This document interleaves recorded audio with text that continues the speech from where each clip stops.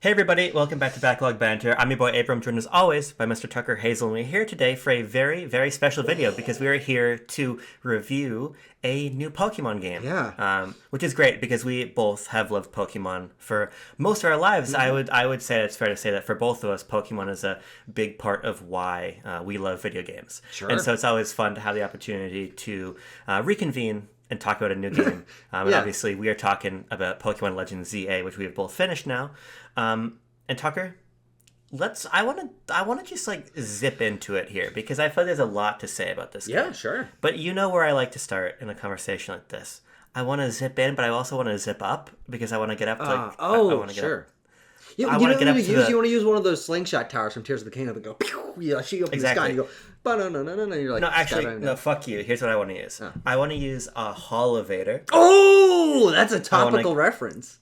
I want to get up on the roof of a Lumiose city building, and I want you to give me your roof's eye view Yes. and high-level That's not impressions that of high, ZA. But it's sufficiently high. You got a pretty good vantage point up there. You're Yeah, just standing around. You're looking for colorful screws off in the distance. It's one of the buildings that's high enough that you need to deploy your cell phone to not break your ankles when you That's jump true. off of Yes, yes. it. But Tucker, Shout out to whoever at Game Freak came up with the idea of using your Rotom phone as a deployed parachute. Like it's so stupid, but it's just like it's funny. I like it. I think it's silly. yes, it's actually. We'll get into it, but I think there's something interesting about like that being an action you wouldn't rely on a Pokemon for. But before we get to stuff like that, what do you think of this game overall? I think it's cool. I think it's very cool. I think what I've liked so much about the recent crop of Pokemon games, going back all the way to Let's Go, which was the first game on the Switch, first Pokemon game on the Switch, is that Game Freak has really opened up the floodgates to sincere experimentation between their titles and making each one have its own appeal and twist on the Pokemon formula. And ZA is maybe the biggest twist that the Pokemon series has seen from a couple of angles, and I think matches Legends Arceus as another game that is very different from everything else. And what I'll say is, this is not my favorite Pokemon game, even on Switch. I think that I still prefer Legends Arceus, Scarlet and Violet than this, because it doesn't lean as much into exploration as other Pokemon games. Yeah. Because of the Lumiose City structure, because of the comparatively small regional decks. There's no, like, you only have the Pokemon that are available in the Wild Zones in Lumiose City. There's not a lot of options. And almost all from Kalos Yes. or Prior, except for two, for whatever reason. Yeah. But so this game does a lot of things that I think are really cool for Pokemon. It is a step forward in a lot of ways. It feels like a true confident step forward. I think it's a lot more polished and focused than something obviously like Scarlet and Violet that's a lot more messy than this game. But it's held back a little bit for me because this game, well, I like the battles a lot in this game, and I'll talk about why I like them. I'm still not a massive Pokemon battle fan, and so because this game focuses so much on battles, it is not my ideal Pokemon experience. But what I will say is that it's a great foil to Legends Arceus, because I think the two games complement each other and mirror each other in interesting ways of the very open structure of Legends Arceus, these wide open areas that are bigger than almost anything in Pokemon games, versus the tight streets of Lumiose City.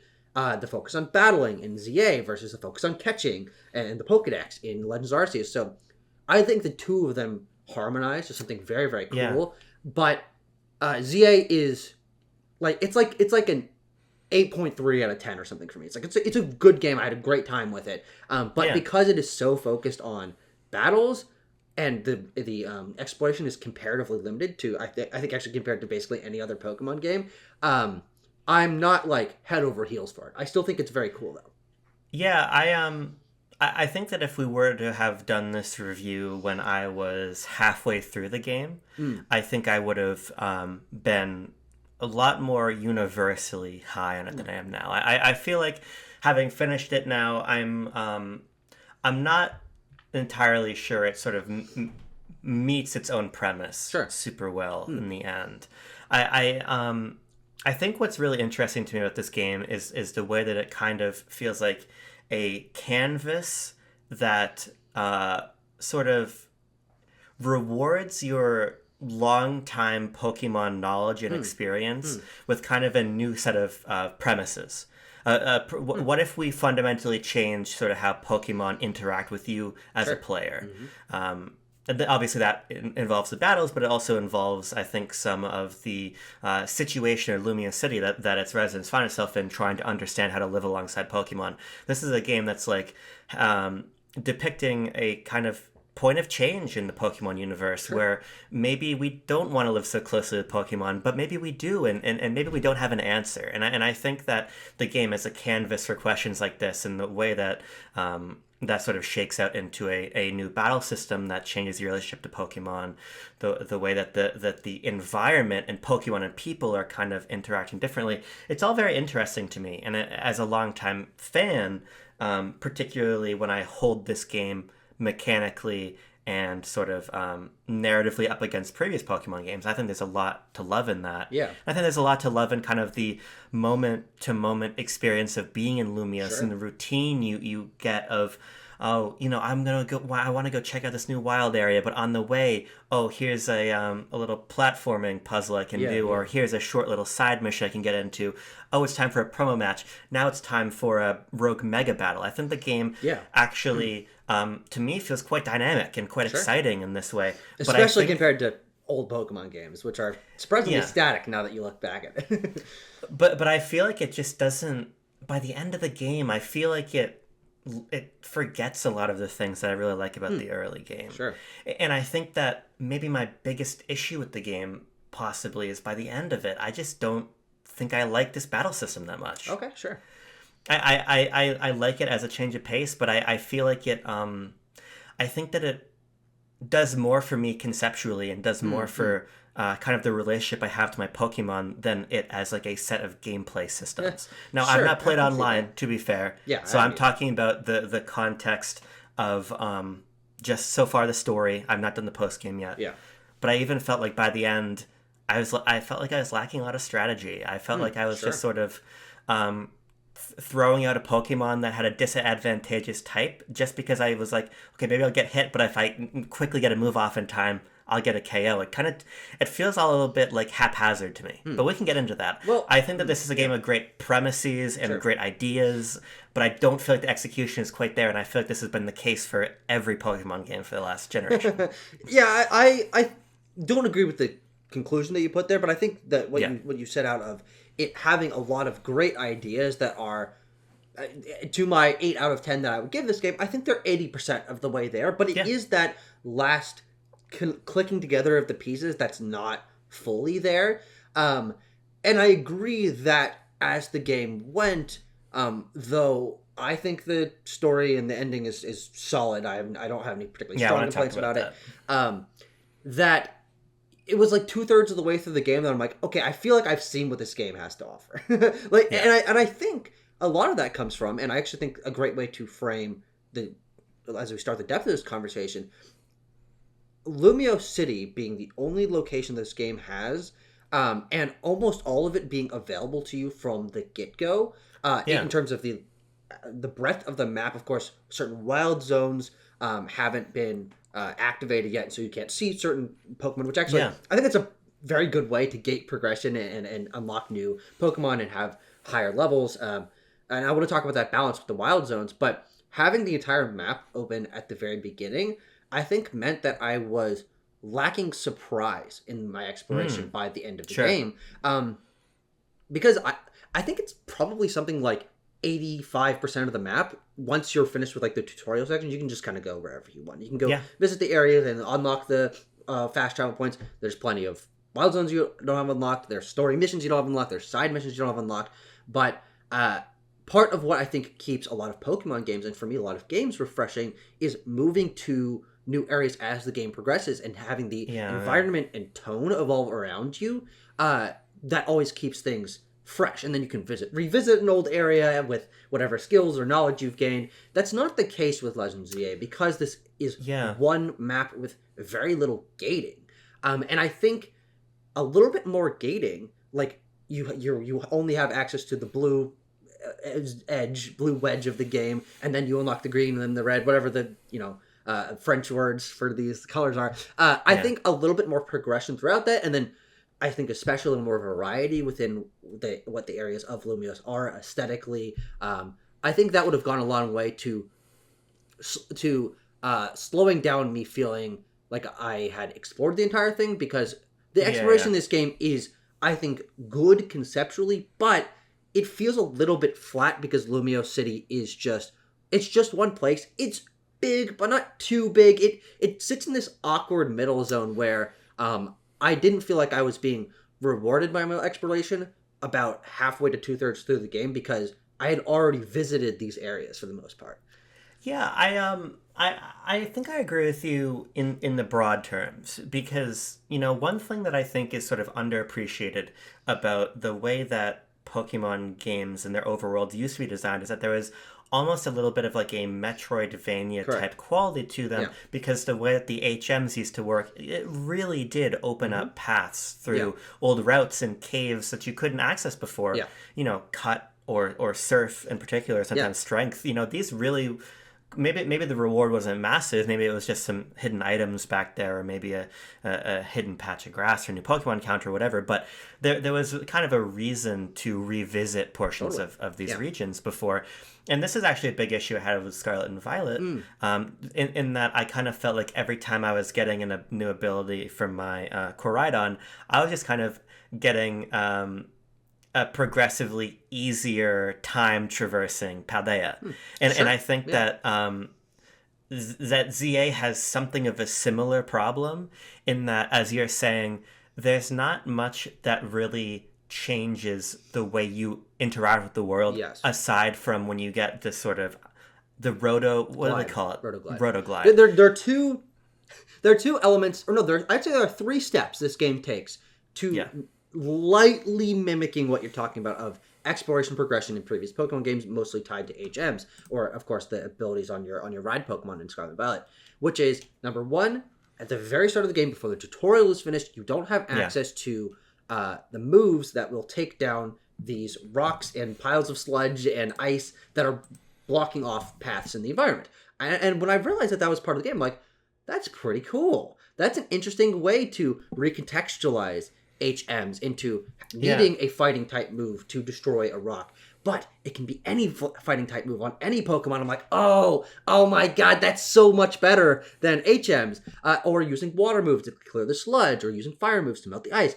This is actually something that I think is an answer to something that I remember you having a problem with in Legends Arceus, where you could attack a boulder or attack a tree to get a little bit of materials, but it could be any move and any Pokemon. I think balancing it with the move type, I think, is a nice middle ground that I like. I don't think that's true, though. It's not a middle ground? Because it's actually a very similar issue, because I would destroy the boulders with Breaking Swipe. Sure.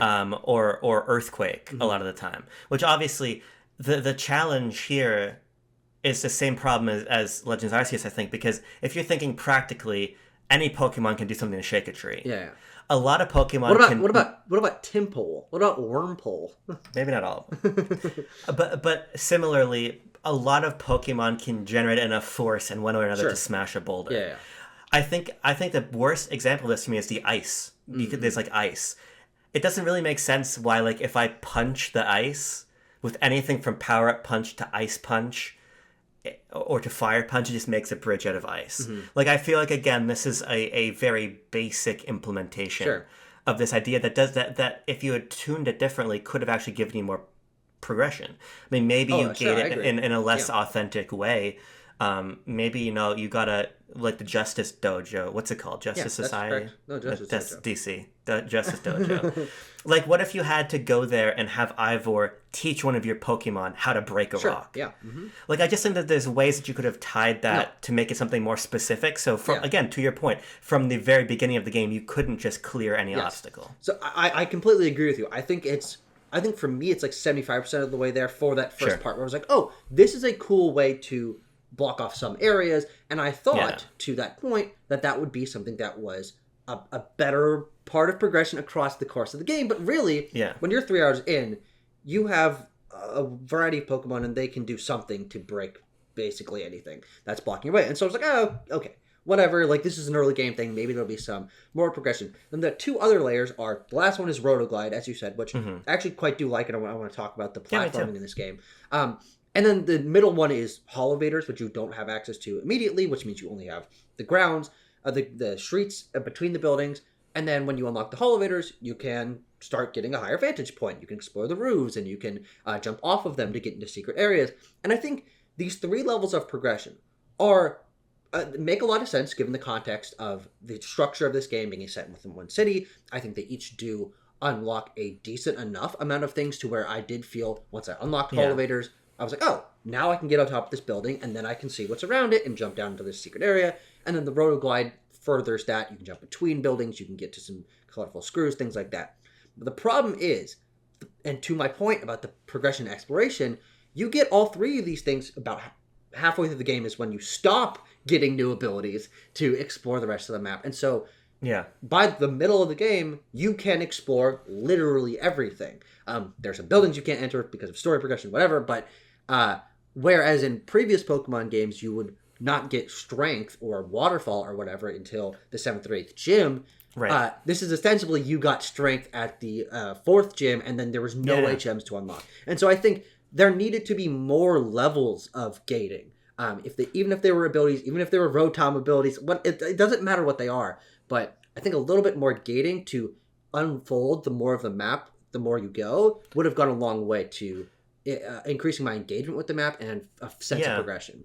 Well, it's interesting, right? Because I think this is where we have to take into account the sort of the larger narrative situation of the game, because this is a city for people. Yeah, and it's interesting because I think that there's a version of the game that is close to what you're describing, that feels very artificial. Because definitely true. That's one of the main problems with previous Pokemon games is they have bullshit fucking reasons you can't go places, and they don't do that in this game, which is good and fair. But like, what in X and Y, it was the lights are out down this block. You can't go down this path in Lumiere City. I'm like, well, I'm glad that's not in this game. Well, and so I think this is what this. I think it's tough. I think a map like this begs one of 2 things. Either it begs what you're describing, which is a more sort of traditional, incremental increase in the place you can explore, or it requires you to really lean into the idea that this is a city and make it feel more distinct than it does right now. Because because there's a lot of, I think, very kind of low-grade criticisms of how Lumious looks. Sure. Oh, the buildings are flat. Yeah. Oh, the windows look bad, whatever. I don't think that's the issue. No, I think that the issue is that every portion of the city, with a rare exception, looks identical.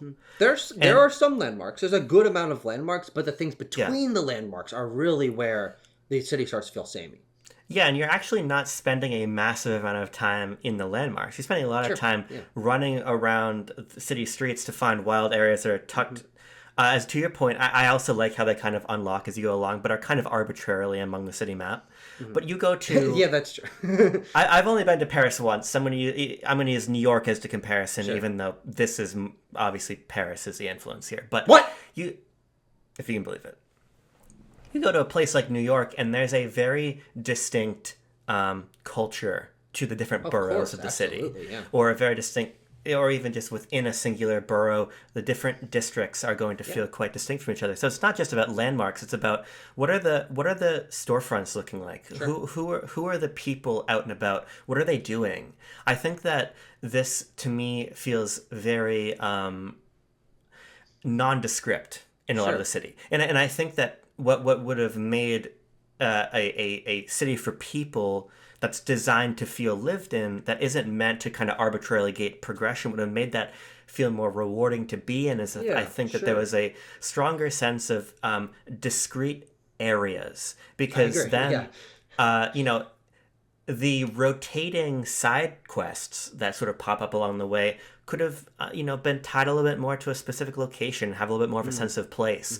And so what you're doing across the course of the game isn't going somewhere new, but becoming more familiar with particular groups of people in particular parts of the city. Yeah. And I think that isn't achieved here. I think it feels very flat, and I do think that harms my relationship to this place quite a bit. Yeah, no, I definitely agree, and I think that the side quest, again, I think a lot of this review is going to be me saying, I like that they have done this. I think it is, insert any point here. I like that they have done this. This is a step forward from previous Pokemon games, especially looking back at them. But it is clear to me that Game Freak, under the skill set that the team has, is not great at certain things that they are trying to achieve, and they're not totally hitting, particularly because I just feel like they don't have the experience doing it. And they're seemingly, even though it's the biggest media franchise on the planet, the development team of Game Freak is like punching above their weight in a few areas, and they're like, oh, we're going to try this, and it's not totally going to work. And that's very much what Scarlet and Violet was in terms of going to an open world. It's like, it is an open world. That doesn't mean it's a good open world, but I cut you a little bit of slack because you never made an open world before. And this game, to me, feels a little bit similar in that Lumio City in Pokemon Legends ZA is the most believable Pokemon locale, period, in my opinion. The amount of people that are going about things, the integration of side paths and little courtyards and little like outdoor shop areas where you can see a Swirlix hanging up on top of the thing, and the Pansage that's living in the trees and stuff. Like, I would take existing in this, as you mentioned, comparatively flat compared to other cities and other games. I would take this city than any city in Sword and Shield, any city in Scarlet and Violet. I have nostalgia for some towns and cities in previous Pokemon games, but in terms of a believable place with people and Pokemon existing and a complexity and reasonably scaled buildings and enough houses to house the people of the city, this is their best job doing that. But it's still not great. And that's the give and take of me reviewing this game. It's like, I think this is close, but it definitely is not perfect. Yeah, I mean, I think my feeling is that, well, I certainly hope this is the best feeling city they've made. Do you see what I mean? Yeah, like, it kind of has to be. But I get what you're saying, because I think, a real strength of the game for me actually is in these side quests. Yeah, totally. Because they kind of illustrate to me, to your point about how Game Freak is constructed as a studio, they illustrate to me that Game Freak's priorities are just not the priorities that many of their peers have. When you think this is going to be a big part of our review, by the way, is Game Freak's culture and identity as it impacts the design of Pokemon games. Yeah, I mean, I just, if you're thinking about another big open world game and you're thinking about the side quests, you're thinking about something that's probably more involved, that has a little bit more of a real through line. That's something that maybe has multiple steps, that maybe it's going to kind of live alongside your main quest for a little bit. That's really not the case with almost any of the side quests in this game. No. There's some that kind of invite you to, for instance, there's this one side quest where you have to collect every color of Flabébé, and that's one that I kind of took my time doing, because as I sort of go to more places, there's another one of the colors, I'll bring that back. Yeah, I like that. But most of the time, you start a side quest and you're done either immediately, because you already have the Pokemon or the item or whatever the trainer wants, or you're done in 5 minutes time. And I actually really like these. I think that they're where a lot of the very interesting textured bits of Lumia City come from. Sure, yeah. There's a couple that I want to shout out in particular. I think maybe my favorite was I had to give this guy a Shuppet, and he wanted to use the Shuppet to like kind of seek out people with bad aura. Sure. With the intent of helping them out. He's like a detective of some kind. The Shuppet immediately senses somebody, and that person ends up being this detective or this cop guy's wife. Oh, wow. And the wife is feeling sad because her husband is always gone focusing on his work, and he has like this revelation in the moment of like, oh my god, I've been so focused on what I've been busy doing that I've been neglecting my wife at home, and I've been a bad husband. There's another one that I really liked where there's a bunch of trubbish hanging outside of a cafe, and the cafe owner is like, man, these trubbish are like scaring away customers. They smell bad. Can you take them down the alley and put them out with a trash bag, so they'll be happy living out there and they won't be bothering my storefront? And I did that, and there's little remarks from NPCs as I walked down the corridor. Both of these are done in about 5 minutes. Yeah. But they both reveal something about how Pokemon fit into these people's lives. Yeah. Mm-hmm. And how some people are using Pokemon as a way to realize things about themselves and their relationships. And some people are realizing that they need a little bit of distance from Pokemon. And I think that the game is very observational. I don't think it has much of a end point about how people and Pokemon should coexist. Sure. But I think that it's clear in these side quests that Game Freak's goal is to have you as the player consider this. Yeah. Consider how should you relate to Pokemon, and how will different people relate to Pokemon, and is it really true as it's sort of always been taken for granted in the sort of opening professor monologue at the beginning of every Pokemon game, that people and Pokemon live together. Mm-hmm. And that's just taken as a fact. But what if it isn't a fact? And what if sometimes the Pokemon are a problem for people? They're a nuisance. Yeah. I really like these side quests. I think it shows that's what... Like this is a very Pokemon specific thing Game Freak is interested in. This isn't these aren't mechanically complex or deep or long or revelatory side quests. They're specifically concerned with Game Freak's concern with the relationship between people and Pokemon. And I really like traveling down that avenue with them. Yeah, totally. Yeah, and I think that an element that will tie what I was commenting on and what you're commenting on into a harmony that I think this game does strike quite well is that this is then the first time that I feel I have actively seen people and Pokemon coexisting out in the world. The best you'll get in previous Pokemon games is a guy who's standing there as a sprite of a Mr. Mime next to him, and you can go up and the Mr. Mime goes Mime, and then you move on with your day because you can't interact with that person or his Pokemon in any larger way. I remember watching a Sun and Moon trailer, and there was a city, and there's a guy standing next to a Machamp that was taller than him, and I was like, oh my god, like, it's a Pokemon world now, like, people and Pokemon do live together. Ultimately, in that game, it's not particularly well implemented. I think you can draw this to other Pokemon games since then as well, but I do think that the fact that Pokemon are integrated into the wider context of this map in 2 ways. Number one being, it's not a huge amount, but there are wild Pokemon that you can catch that are not in the wild areas, the wild zones. Yeah, they're kind of shiny that way. Oh, really? Cool. Mm-hmm. That as I mentioned, the Panseers and Pansages and Panpours are only hanging out in trees, and so you have to look up a little bit and look for them, and they're kind of rare, so it's fun to see a Panseer, and then you get to chuck the Pokeball at it. I'm like, that's like just that one small interaction. The idea that Pansage lives in the city and it lives in the tree and I can throw a Pokeball at it is my ideal Pokemon game. It is the culture, it is the place, it is the scale of me being smaller than the tree and having to look up at the Pokemon and the action of throwing a Pokeball and choosing the kind of Pokeball that I want to use. Like, do I want to use a net ball in this moment or do I have a heal ball because it matches the color of the Panseer? Like, there is these minutia that I think the game actually really does excel at.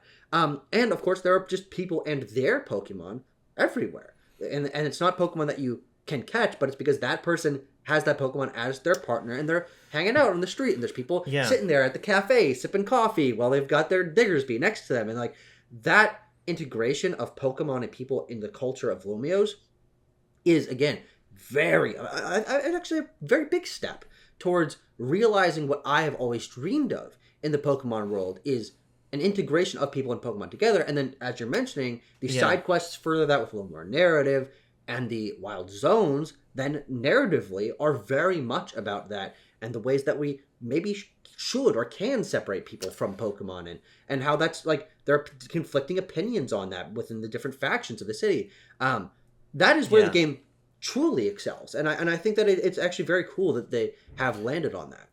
Yeah, I want to stay here a little bit because I think that you and I have a very similar desire out of Pokemon in this way. Because I also love those moments of finding.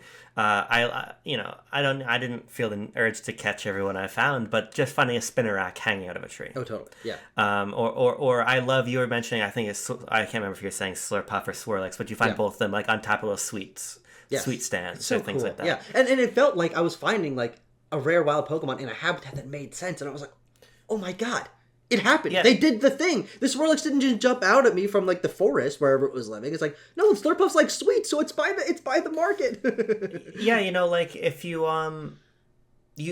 So you go into parts of Boston and there's bunnies running around on the street because it's like close to like a small park. Yeah, mostly that's what you do. Yeah, when you see them.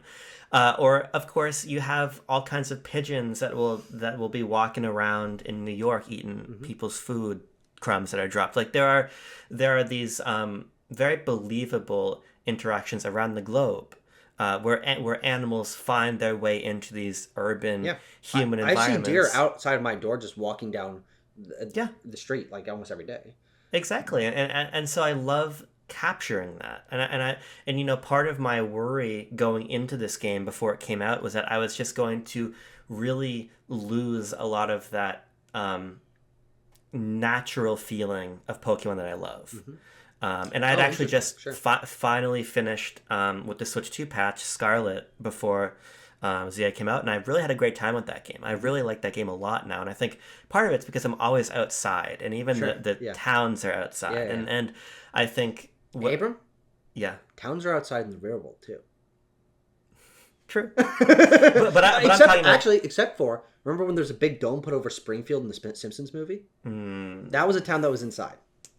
But I mean, like everything's open air in these Scarlet and Violet towns. But what I realized in playing ZA is actually there is a different, a meaningfully different but similar enough relationship or sense of discovery in a small sense with how Pokemon find their way into this human environment, opposed to how we find Pokemon in their environment. Yeah, and to that point, I do think that one of the strengths of setting the entire game in Lumio City is that it does very meaningfully set itself apart from other Pokemon games. If you show someone a screenshot of this game or describe the concept of it, it does feel like, okay, they're trying something different. They aren't actually able to rely on almost any of the tropes, the pacing tropes, the structure tropes, of the design tropes, level design, layout, things like that of previous Pokemon games, where you might end up feeling like, I've seen a ice path or a desert path in a Pokemon game that's similar to this, and so it doesn't feel as special. Lumio City, again, while it might lose this charm, it does inherently, or a little bit, it does inherently have a charm that is, this is very different from what Pokemon games have had, and I'm not going to Route 1, then Route 2, then a city that I'm not going to come back to, and like, I do like this as a concept. I whether or not it succeeds 100% at that, I think that setting itself apart in this way was a strong creative decision that made them have to reconsider most of the things that they have structurally and pacing wise revisited again and again and again for 30 years. Yeah. But then I think, again, it goes back to your idea of 80% of the way. Yes. Because one thing that I think the game is not very successful at is making the expansion of Wild Zones make sense. And let me give you a specific example here. Yeah. Wild Zone 12 is a totally snowy area. Oh, yeah. And I enter that and I'm like, okay, well, what's going on here? Why is it all icy and snowy in this area? The answer on a functional level is because this is where the ice types live. Yes. It's the only place where they live. Right. But then it's like, okay, here's what I would want that would not completely reformulate the game, but would, I think, give it a little bit more of a sense of place, again, build up this sense of place. What I would have wanted was like a park ranger type character. Maybe they work for Mabel, maybe they work for Quasartico, it doesn't matter. Who is in this zone, and I can talk to them, and they can be like, hey, look, we've established this artificial biome here. Because all these ice types moved in, and they need some place to live where they're not going to get like melted in the hot concrete streets of Lumia City. But that doesn't exist. No. What we have is sort of an already artificial feeling premise of in this world of Lumios, there is this hologram barrier technology that various people can wield, be it in the SBC or be it in Quasartico. Yeah. And we can use this to make barriers, and within those barriers, we can kind of do whatever we want. Yeah. I just think that, to me, that's a storytelling half measure. No, I want to know why this is where the Wild Zone is. I want to know how these Pokemon are grouped here. Sure. And I don't think it would take that much to achieve that. And I think it's that next step in writing. It's that next step in thinking through these ideas that to me would elevate what is great conceptually to something that is, again, great in execution. Sure. Yeah. No.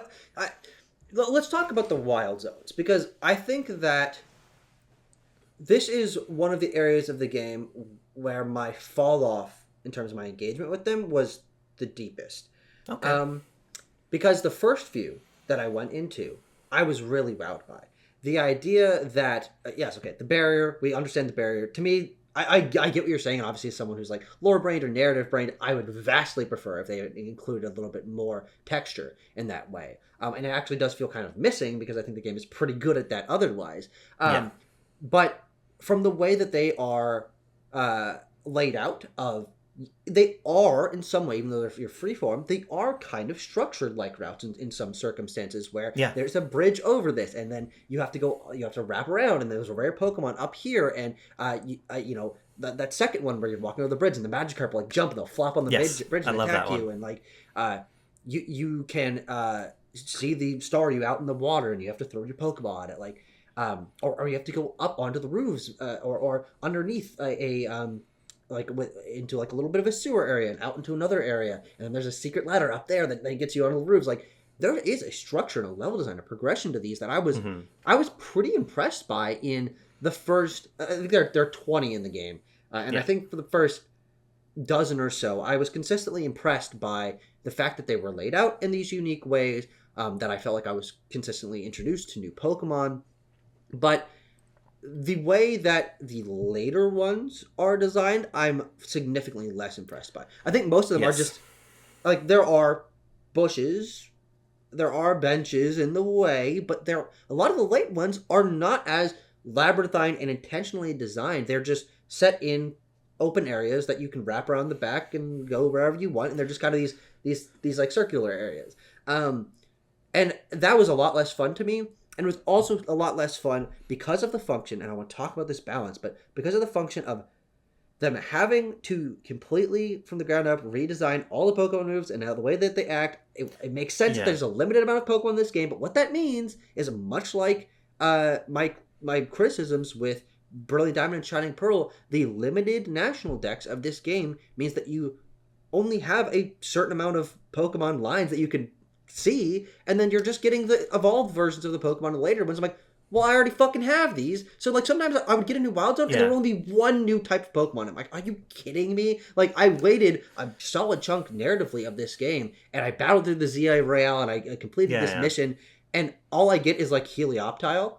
And I'm like, I mean, look, I like this area. I like the idea that the electric Pokemon, the ground Pokemon live here, but, I need variety in my Pokemon games, and getting introduced to a new route or a new Wild Zone that only has one new line of Pokemon into it is a massive deflating moment, because arriving at a new route and exploring Pokemon and getting adding to my decks and exploring this area for a little bit, that to me is Pokemon. That's the magic of Pokemon. That's why I keep going. That's the hook, and this game delivers that again 60-70% of the way. And then when you're getting the later ones, they're less interesting in the design and they have less new Pokemon, and I'm like, yeah, I think that's actually a really sharp point. And again, this is where I think that the game is slightly harmed by its own premise. Yeah, sure. Because I think that there's a way where you can look at this and say, actually, it makes a lot of sense in the context of this limited city environment, that really the Pokemon that are going to be spreading and multiplying and filling up the city are going to be the Pokemon that are already there, right? Yeah. And so I think that makes sense. There's going to be Litleo here and then Pyro in the later one. Yeah. But you're totally right. I think that it makes the game feel smaller than it is. Yeah. And I think that's something that would have resolved this was simply not having so many wild areas, because I agree with you. I think some of them are quite boring. Yeah. And I think that the ones that are the most fun are the ones that are the biggest. I actually think that the best wild... Well, I think 2 is really awesome, but I actually think 20 is maybe the best. Oh, yeah, I like that one. Because what I like about 20 is that it's in the shadow of Prism Tower. Yeah. After we've had this big narrative moment that has changed the city, and in response to the change in the city, these Pokemon have moved into that area. That feels very grounded and contextual, and that area has about twice as many Pokemon to catch as the other ones, partially because it's like it's a late game reward, and most of the Pokemon in there are all of the Kanto and it's Kanto starters and then the ZA starters. But I agree with you, and I think one of the wild zones that really doesn't work for me, and it's to the point I was making about the narrative context of them, is there's one that if I remember is either full of dragon types or full of strong bug and ghost types, and those are very different. What am I?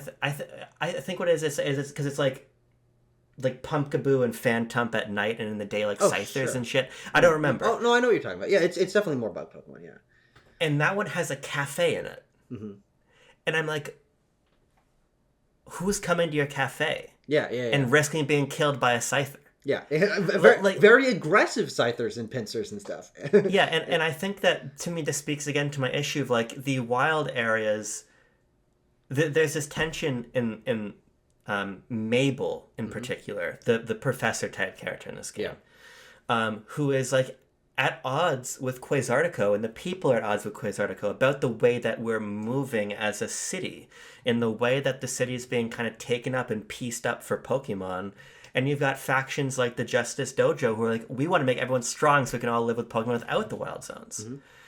It feels like there's all these interesting tensions and all these interesting perspectives.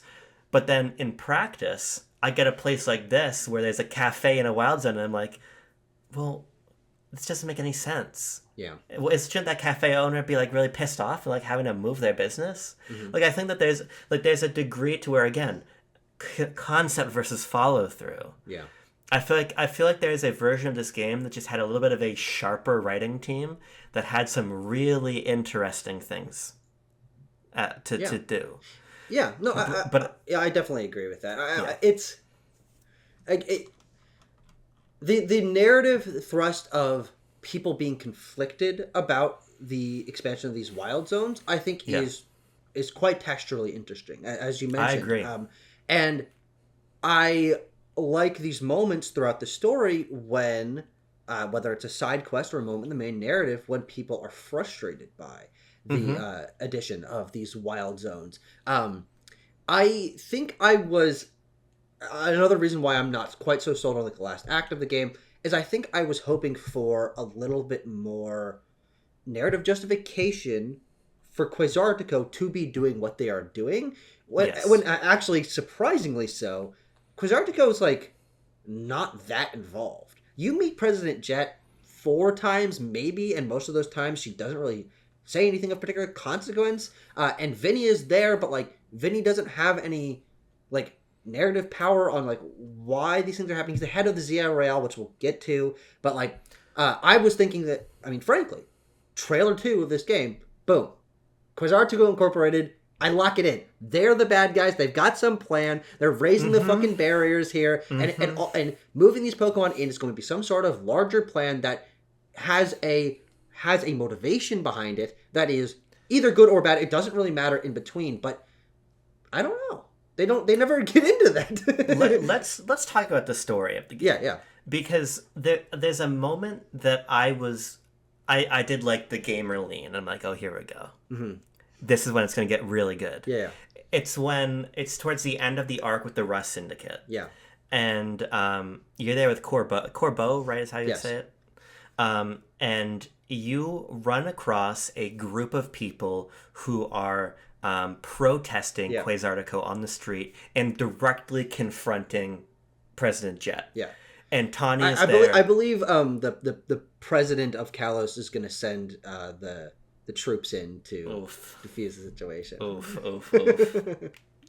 They're riding on the streets of Lumios. This guy may or may not have a gumshoes as his partner Pokemon.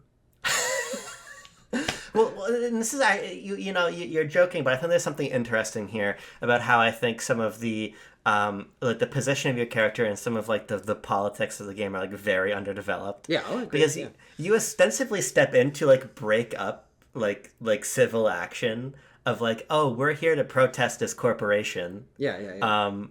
But you're wrong for doing that, so we're going to fight you on the street and force you to disband. Yes. And then that group is never brought up again. Right, and so when that happened, my assumption was that, and I leaned in at that moment, is like, okay, the story is going to stick close to our core cast of characters and stick close to this concept of how we, in this transitional period in Lumio City, resolve the tensions and ideologies surrounding how Pokemon and people coexist. Yeah. And I was like, okay, here we're reaching ahead where, as a player, I'm doing something I don't feel comfortable doing. I'm stepping in to break up what these people out here protesting for what they feel is their right against what this big corporation is doing. Yeah. And I'm not even going to try to make an argument that this game is like just like loves companies and corporations or whatever, which I think is a fair reading of the game. Sure. I think the game is like very traditional in its approach to like police and company and corporations or whatever, but I don't even want to get into that really. There aren't any police in the game.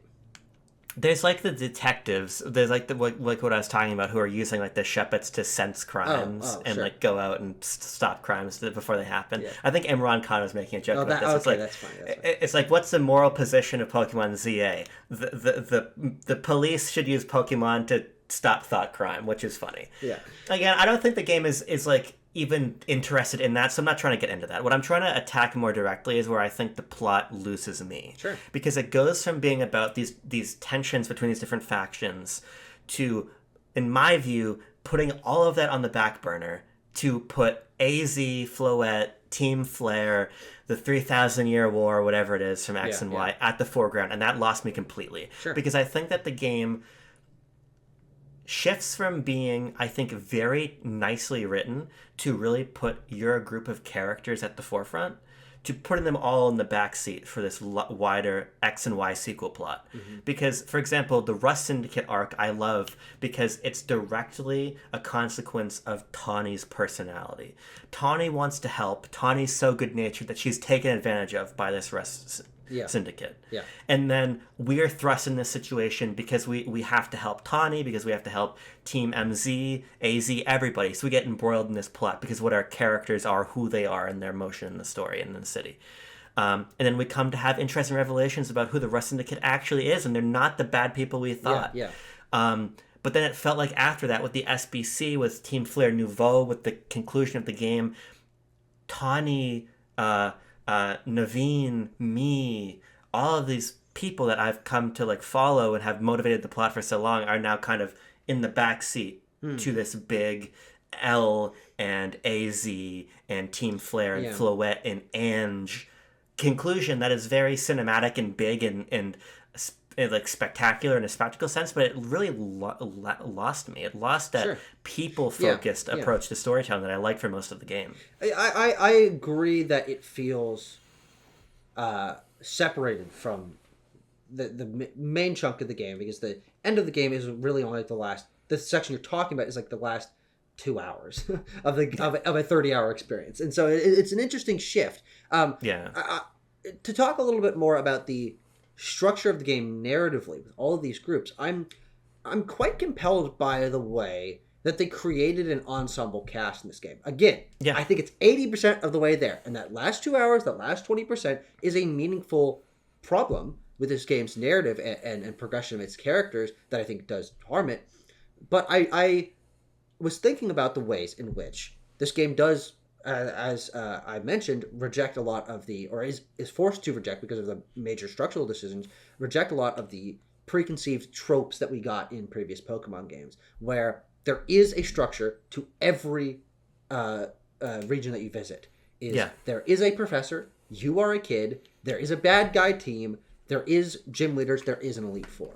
That is true of almost every single Pokemon game. Slight twists on it, like the Kahunas and the Totem Trials from Sun and Moon. Mm-hmm. Ultimately, the exact goddamn same.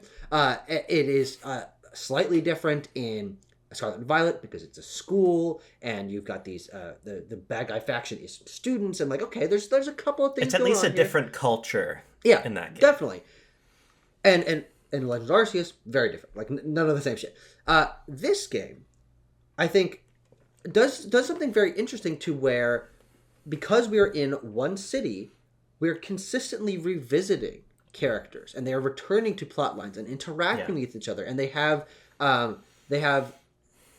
beef with each other, and they have histories, and and by the end of the game, the one part I do like about that last 20% is that it's very much a game about how, even though we all thought we were at odds each other for these different ways, we all do share the same underlying goal of our protection of Lumios and the care for the people around us, and so we can all project in and go around the table and have this big meeting together and help each other along. There's very much a you mess with one of us, mess with all of us, Spider-Man 2 sensibility. So at the end of the true. game. That's so fucking true. But like, which I actually like. That's the part of the end of the game that I like. So do I. I just think that's a funny person.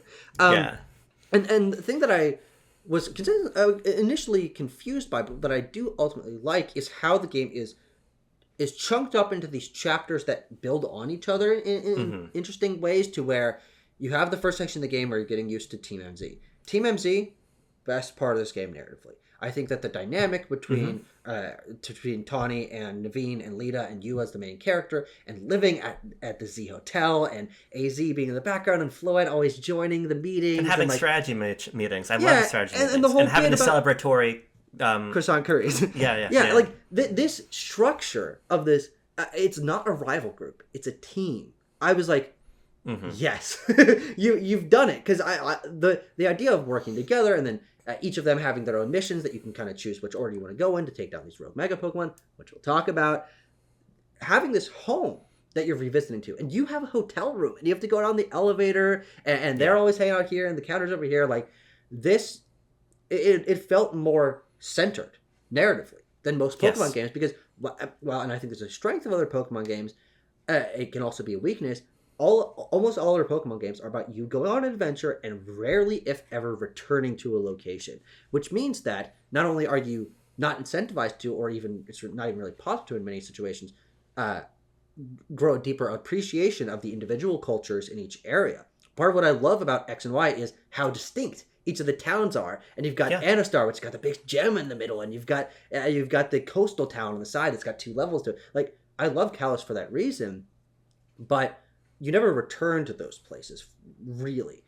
And that meant that you don't really return to many of the characters. Grant is the gym leader of this place, but I saw him maybe twice throughout the game.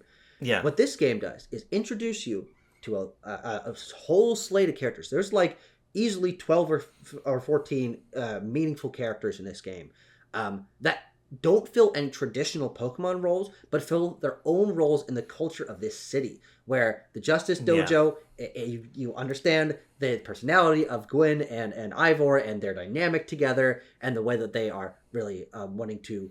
Ivor wants to train up the people so they can defend themselves from Pokemon, because he knows that this is happening to the city. He's like, all right, well, how we're going to deal with it is teaching people self-defense. I like that. Ivor's kind of funny. He's always punching things. He's over-aggressive. Gwyn has to hold his phone because he's going to break it in his fist. Like, and he's overbearing, so she wants to go hide away with the Pokemon in the like catacombs of Lumios. I'm like, this is great. I really do like Canary and Tarragon and the Kinetics and how that ties into Naveen and the little quiz and all of that, and like the streaming culture, and they're also construction, and they're the ones building the things and the colorful screws. Like, there is actually a lot of thought put into each of these elements and these characters and their personalities and the section of the game that they take up. And obviously there's a couple more sections we could dig into. And I really do like that, because previous Pokemon games, the cultures of the different areas and the characters you meet are very fleeting. But being set in one city and having to interact with them multiple times and then have them interact with each other really grounds this cast in a reality that is totally separate from previous Pokemon games.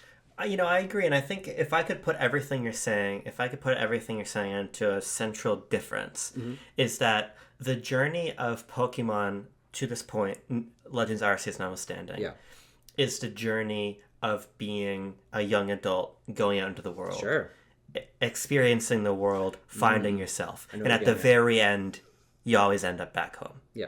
Yeah, for like the first time in the fucking game, you're like, oh yeah, that's right. Right, and I think that I always like in previous Pokemon games, you beat the champion and wake up and you're like your bed and you're like, oh shit, yeah, that's right, my mom is in this game. and I think that, that's something that is not, in my view, particularly well handled outside of Gold and Silver, because I really like the way that your mom stays in conversation with you throughout the game. Sure. But by and large, those games, and I think this really nicely fits with the majority young audience of Pokemon, is it's about going out and seeing the world and growing that way. Yeah. Which is just sort of a timeless story. Sure. But this is different because you're a character who is not 10. You're not 10 here. You've arrived in the city, and now you are in the city. Holy fuck, you're 11. Wait, you know that meme where it's like, when you go from second grade to third grade, bad words sound like normal fucking words or something like that. Like, it's just like, oh, I'm so mature now. So if those older Pokemon games are about going out and seeing the world and improving yourself that way, this game is about living in a community and wanting to make your community better and finding what you can do personally to achieve that. Yeah. And I think finding that's the common ground with those around you that at face value you might think are different, but you do share similar goals. Yeah, and it is much more mature of a narrative. Yeah, there's points in the story where you'll get asked, like, well, why do you even care about this? You're not from Lumios. And you have to answer that question in, it's basic. One of my massive pet peeves of how Pokemon games are written is just like, here's two dialogue options. They mean the same fucking thing. They're reaching the same outcome. Yeah. Sometimes they'll give you a dialogue option that's wrong. You can click it, and we're just going to say, no, that's wrong. Yeah, we're going to progress the story as well. Hey, but put that to the side. Do you want to take a Pokedex or not? No. I think you really should. Exactly. But I like this idea. Because to me, Pokemon games are often canvases, and they ask questions, and I answer them myself. And the answers aren't always, or I think often, in the text. And I understand how that can be viewed as an issue. Yeah. But for me, this idea of why do you care about this place? You're not from here. Why do you care about it? And having to come up with an answer to that. And it's something I think about personally outside of games like this. I move around a lot just because that's what my life demands. I'm in a place right now where I'm like, okay, why do I care about this place? How can I involve myself in this place I live right now? Sure.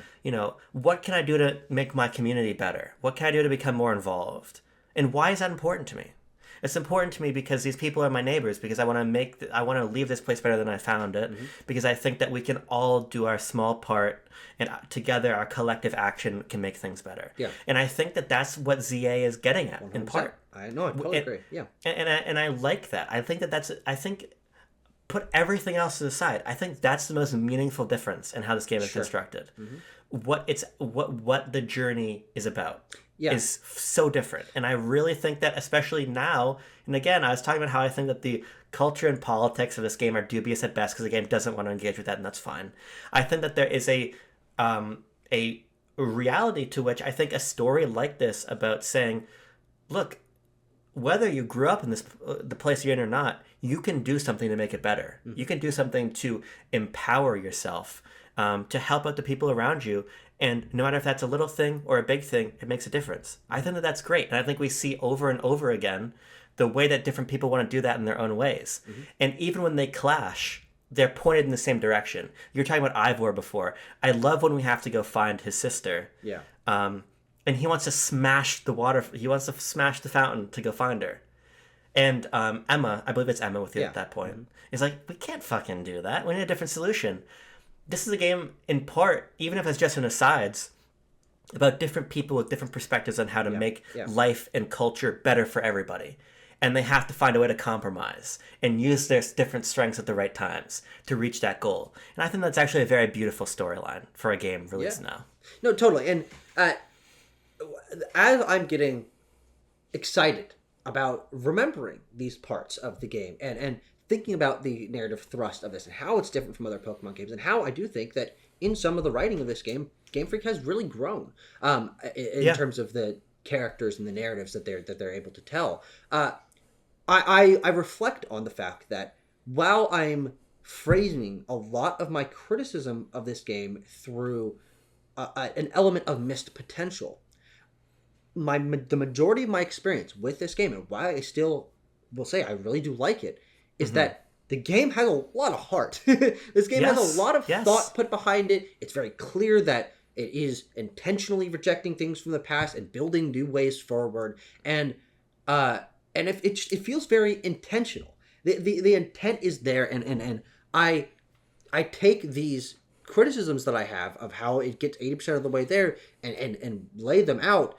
But ultimately, that 80% is way more important than the 20%. Even if I was not in love with the way the game ended, the majority of my time spent with this game, I was really enraptured and engrossed by the adapting to the new combat system, which I want to talk more about, and getting into side quests for almost the first time in a Pokemon game, which was really a massive step forward, and feeling how the structure was different, and seeing the ways that they changed exploration and the slight tweaks to the UI and the user experience that I'm like, oh, they really cared about this. They put a lot of thought into it. That is where I feel this is a game that I feel is of two Game Freaks. There is the new Game Freak in here that I think is the majority of the experience. That is them really trying something new and taking steps forward that I do think largely pay off, and if they don't pay off, are very cool that they happened regardless. And then there's and both these are good Game Freaks, by the way. And then there's the other Game Freak that is, this is the team that has been doing goddamn the same thing for 30 years, and the iteration is very minimal, and they've been building the same structure and animations and sound effects and Pokemon models and stuff. And so you get these moments where, even though this game is very different, you feel the engine that they're still been working on since X and Y, and the canned character animations and the same goddamn sound effects for healing your Pokemon and like getting handed something, and like you feel the tradition like within the cracks of this game. And because you feel that tradition, at least for me, I'm much more accepting of the fact that this doesn't succeed 100%, because this is a team in the ways that they've been building things very carefully and similarly over so long, really stepping outside of their comfort zone. And when you step outside your comfort zone, you're going to stumble a little bit. And so this game, for me, perfectly harmonizes why I love Game Freak, in the fact that they have really committed to their own style and they're building on their own things. But why I love this Game Freak so much is they are willing to make major changes, and it's okay if they don't 100% succeed. Yeah, I think, as you were saying, the 80% is more important than the 20%. And I think that that's sort of where we both attack Pokemon from. I don't think we certainly do not hold it to the imagined standard that a lot of people discuss in this game online too. Because to your point, I think there's value in this tradition, and there's value in understanding that Game Freak is a team with a specific set of priorities that's different. Like I was saying with the side quests, what makes Pokemon so interesting is that it is more than anything, more than the standards of how their peers have pushed design or fidelity or anything. They're concerned with how every game they make contributes to this world of Pokemon. Yeah. And in doing so, they just do not put the same attention into aspects of the game that clearly they just don't deem that important. Yes. Like, if they thought it was important for the models of the buildings to be rendered and have depth, they would have done it. Yeah. But as you're indicating, when Game Freak steps outside of their comfort zone, it's in service of what they feel is important. It's in service of saying, how can we contribute meaningfully to this dialogue that we have been building for decades about what the Pokemon world means? Because there's so many people that live in the Pokemon world. And I mean that from the perspective of fans like us. Oh, for whom this has been a constant in their lives for decades. Yeah, yeah. And so they're looking to find, okay, what's the continuity? As you're saying, tradition. I like the idea of tradition as it relates to Pokemon. But then where can we introduce the change? And I think that, I can be quite critical of that, and I think I have been in the past, but I think, to your point, it's good that they're taking these steps. Yeah. Because what's sort of the next chapter to be written about how Pokemon people relate? What's the next chapter to be written about how you relate to a community in the world of Pokemon?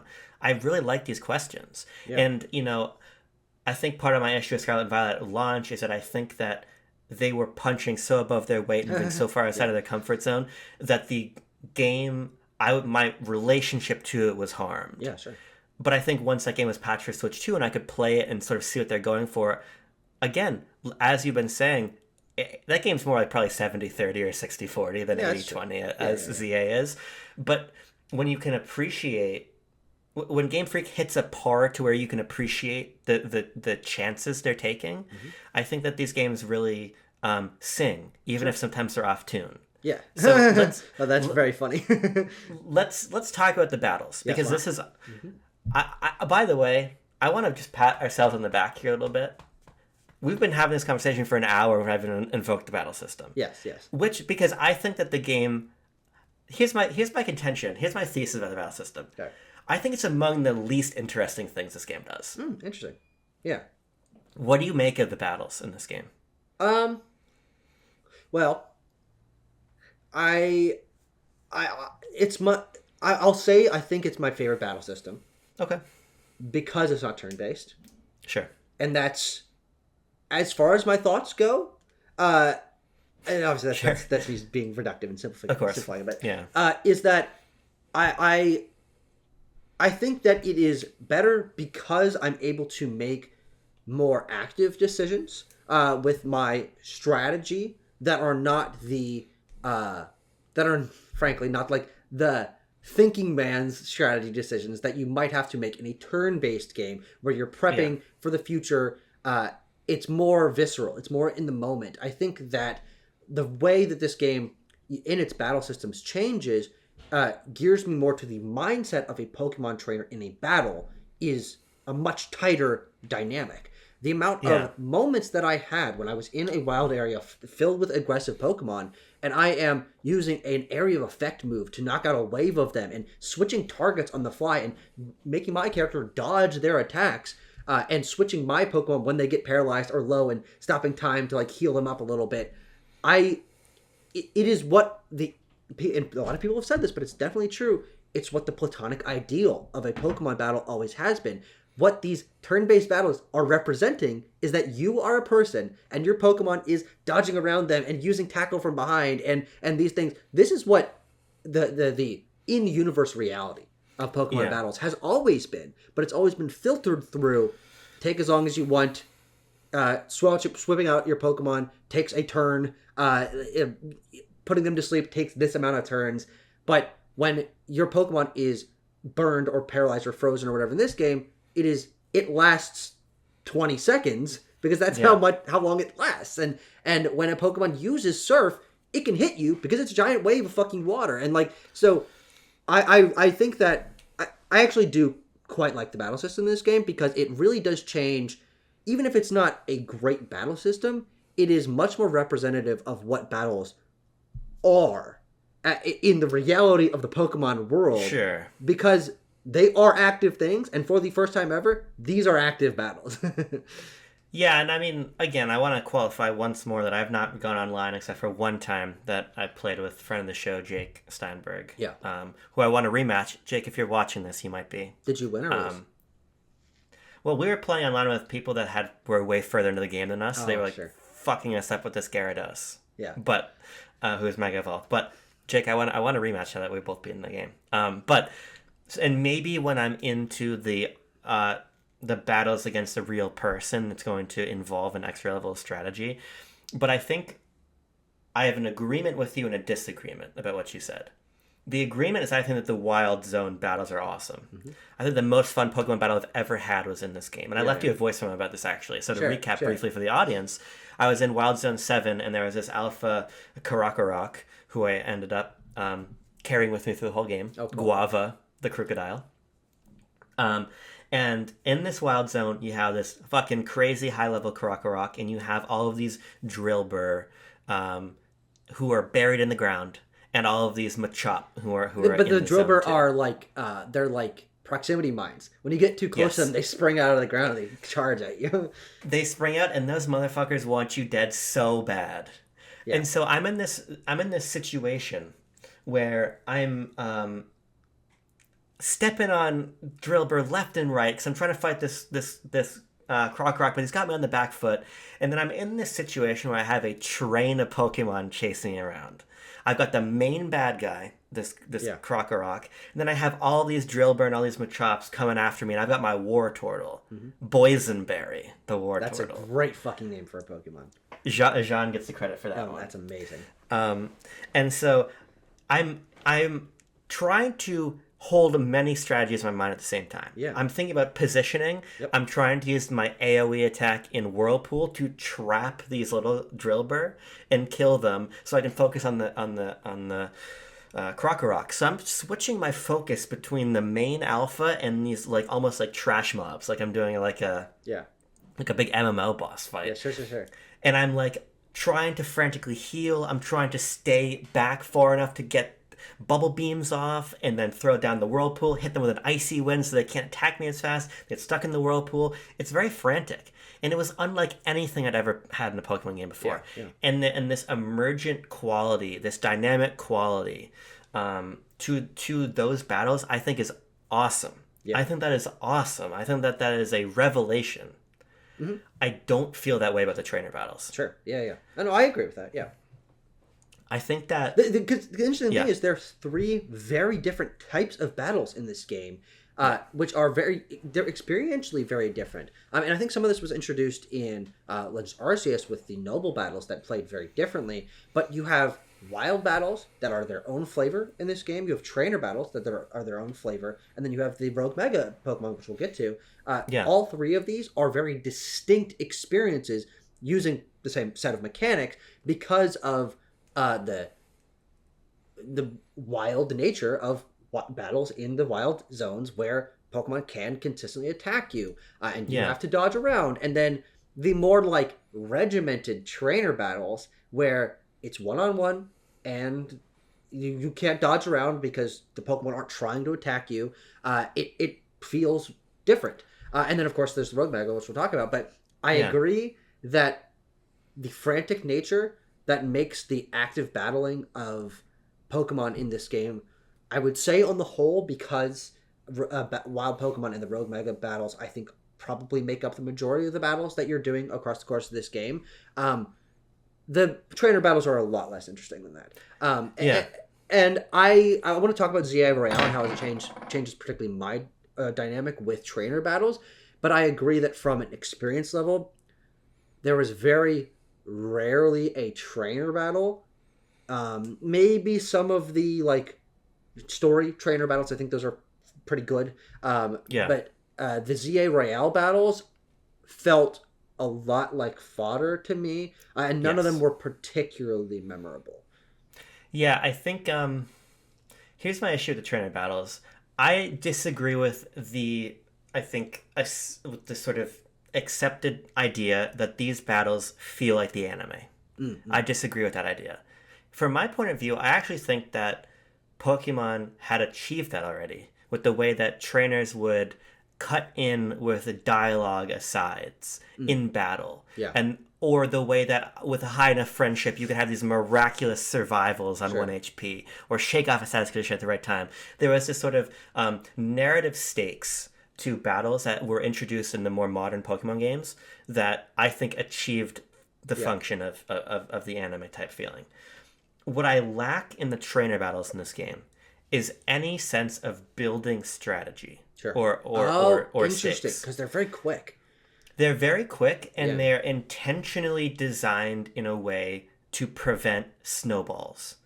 So you can't Swords Dance to +6 and just wreck people. You can get to +2, and it's going to last for 20 seconds, and then it's going to disappear. You're buff. Yeah. And that's fine, but what it results in for me is this experience where my opponent throws out a Pokemon, for almost regardless of the type matchup, regardless of anything. My thinking is, because most trainer battles in this game have you at a Pokemon advantage in not just level, but in number. So if you have 3... Yes, of course. If you have 3 Pokemon or 4 Pokemon, the effective strategy is to throw out your most powerful guy, whether or not they have a type advantage, and just use your most powerful attack. My Emboar can use close combat immediately and kill most Pokemon. Yeah. And then he's going to take the hit to a special defense, but that's a temporary affliction. Yeah. He's going to get that back in time. And let's say, okay, sure, that moves on a long cooldown. I'll just swap in somebody else and use their 120 base power hit. Sure. Or just let them get killed, throw Emboar back out. My close combat's going to be ready again. I'm going to close combat you again. Yeah. What I love about Pokemon battles, and I was reacquainted with this love when I was playing through Scarlet again, is the elegance of a well-executed strategy. That is not playing for this turn, but it's playing for 5 turns down the road. Yeah, for a long-term payoff, yeah. And this game strips it out entirely. And that's not to say that it strips it out and doesn't give me anything new. Because that was my contention with Legends Arceus battles. It just felt like what we had, but less. This introduces an element of positioning. It introduces an element of experimentation as you come to take a move like Whirlpool, which I would never leave on my Pokemon in another game. And make me wonder, okay, how can I use that in a new way in this game? There's novelty to it, and there's strategy to it. But I think there reaches a point where even that goes away. Because, okay, I'm about to get hit by a big attack. If you just get good at switch canceling, you're not going to get even hit by it. Okay, I'm going to wait here until you throw out your Blizzard. I'm going to wait till the animation starts. I'm immediately going to switch, and now that my Pokemon are taking damage. Yeah. And then I'm going to hit you. The positioning is sometimes even made moot by a move like Fly, wherein I can have my Altair go up in the sky, and you can move wherever the fuck you want. I promise you I'm going to hit you with Fly. Yeah. I think that, again, if we're talking about 80-20, to me the battle system is 40-60. I think that there's a foundation here that in the next Legends game, with more refinement, could be really cool. But as it exists right now, it feels... against trainers, not against wild Pokemon or rogue Megas, but against trainers, way lesser than what I had before. Yeah, it's an interesting thought exercise in framing, because I agree, as I said, about the trainers, the ZA trainer battles. Obviously, the narrative battles with the characters do have what you're mentioning. They will cut in. They'll say something about their Pokemon. Yeah, those are more fun. There is that more active dynamic. That I think mirrors what you're more wanting. But in terms of framing, I think I could word for word write down what you just described about the moments of action in an average ZI Royale trainer battle, and use the same words with a different inflection and make it sound fucking awesome. To where it's like, I switched out my Pokemon at the exact right time, and neither of them took damage. And yeah, I'm going to use a Whirlpool over here, and then you're going to use something at me, but I used Fly, and I dodged it, and I came down on top. Like, the energy of that, I think, is present in this game. The difference between where you view that as negative because you aren't able to build up the long-term strategy, totally valid, something was very possible in previous Pokemon games. Why this is my favorite Pokemon battle system, and why I even liked the Legends Arceus battle system a lot more than most Pokemon battles, is because I've never found it appealing or necessary to do that in any Pokemon game. The strategy that you described of throwing out your strongest guy and using their strongest attack is how I've played every single Pokemon battle for my entire life. And so I don't necessarily think that that framing of this being very different from previous Pokemon games is particularly accurate from my experience, is because that's how Pokemon battles always were able to be played. Of course, and again, why I have always conceded, I understand your critique with this battle system and Legend Arceus battle system, is that now that is how you largely must face battles here, or it's the easiest way to focus in on that. And so it does lose some of the long-term planning element. But I've never been interested in that, and so why I prefer the battle systems here is because those elements that prevent snowballing in the quickness of the battles is what I always was wanting previous Pokemon battles to be. Because I never felt that they were hard. I never felt that they were challenging me in any particular way. They were just time-consuming obstacles. And what they changed in Legends Arceus and Scarlet and Violet and now this is that I feel like I'm able to approach the battles at the time I would like to and at the speed I would like to.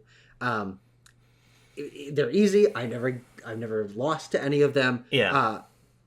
But they were also easy, and I never lost to any of them in previous Pokemon games. But now I'm able to say, and again, dynamic structure that this game does that I think works really well is sneak up behind them. Make sure their bar doesn't fill up all the way. Get one attack off at the start. Switch a Pokemon out at the right time. That dynamic in the moment strategy rather than long-term planning is a lot more engaging to me because I was always craving that in previous Pokemon games as opposed to what I was given, which is I'm going to use my strongest attack and now I have to fucking wait for them. I have to wait for them to go through all their fucking bullshit and then I can do my turn. Again, it's a fundamental difference between active battles and turn-based battles that I personally fall very strongly on the side of active battles. And so it's a very base level thing that like this appeals to me a lot stronger, even if I don't love it. As I said at the beginning, the battle focus of this game makes it not one of my favorite Pokemon games, but I would rather have this be the Pokemon battle system going forward, of course, with improvements because it isn't perfect, simply because it is active. Yeah, I hear what you're saying. I don't know. I think I had a contention early on when I started playing the game that it made that the battle system made me feel like the Pokemon were more autonomous in some ways, and that led to kind of a having to relearn how battles work, whereby if my early in the game, if my Pignite wants to use rollout, he's going to want to get himself to a particular positioning before he uses that move. And that's interesting, right? Because just by merit of how they move around the arena, it's different from if they're in their static position in the turn-based battle. Yeah, because they might be blocked by something in the environment. They might be too far away. The other Pokemon might use a move that gets them out of the way of that, and so they miss. And you can dodge back if you want to. There is the positioning there, I think, is an undersold element of how different this battle system is. It is, but then I find myself, to your point, feeling like, okay, none of this actually really matters. Sure. Because what you're saying about I'm going to sneak, I'm going to get in behind a trainer in the ZA Royale. I'm going to throw out my Pokemon. I'm going to get a first hit off, which automatically resets the cooldown. Yeah. Meaning I'm probably killing the first two Pokemon before they can even do anything. Yeah. The result of this is, I think, a very low friction battle system. I agree. Yeah. And I think here's the thing. I agree. But I think the only friction in the previous battle system was time. And so removing that time for me, I think they've always been no friction except they just took a fucking long time.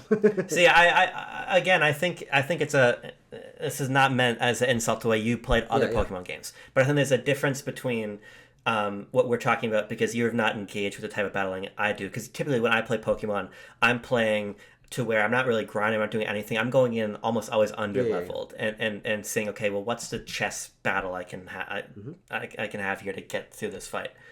What my contention with this game and Legends Arceus is that there's just not latitude for that kind of play anymore. I agree with you, Like, I really think that if you try to play Legends Arceus under-leveled, Legends ZA under-leveled, you were just fucked. Yeah, I agree with that. And I think that that's a little bit of a disappointment because I think the trend of modern Pokemon that I've disliked the most, and I'm going all the way back here to probably Omega Ruby, Alpha Sapphire, is the continual railroading into one way to play. Sure. Like, why is there no switch or set battle mode choice in Scarlet and Violet, as a good example? The Pokemon keeps railroading me into a way to play, and I'm more than happy to meet it on its terms and see what works or doesn't work for me in that way. Mm-hmm. But by the time I get later into the game, when I thought the battles would become more dynamic as the Pokemon become stronger and their moveset's more complex, is that in reality, it's still a game of, okay, which Stage 3 Pokemon can get their most powerful slow move off first to win. Yeah. And I just think that, again, I get the sort of the visceral satisfaction in the moment, mm-hmm. But I think that it just lacks the opportunity for me to play it the way I want to play it. Yeah, sure. Totally. And I think that's a bit of a bummer. Yep.